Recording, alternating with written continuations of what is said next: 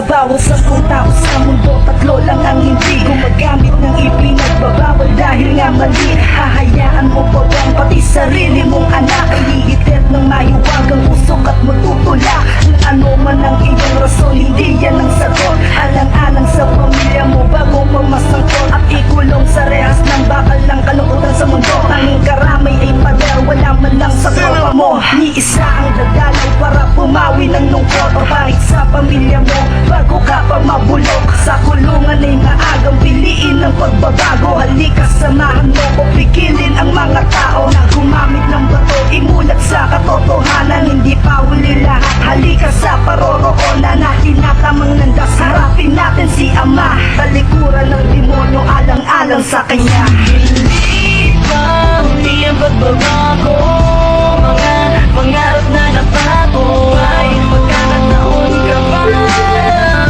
Basta't huwag kang magpapatayo. Hindi pa huli ang pagbabago, mga pangarap na napago ay magkakataon ka pa. Basta't huwag kang magpapatayo. Kilig ka para maiayos ang kabuluhan, para maituwid ang landas kinalimutan. Iba na ang hangad ng ibang tao sa paligid. Gusto na ng patayan, ayaw na ng kapit-bisig. Dahil ba sa isang usok tayo ay magpapatayan? Gigitin ang buhay para makipagsabayan. Kapag walang pera ay kukuha na lang sa iba, kukunin ang anumang pinaghihirapan nila. Ganyan ba ang gusto mong mamulatan ng kabataan? Hindi ka ba nag-iisip sa kanyang kinabukasan? Tanong ko'y bakit? Bakit di mo kayang magawa?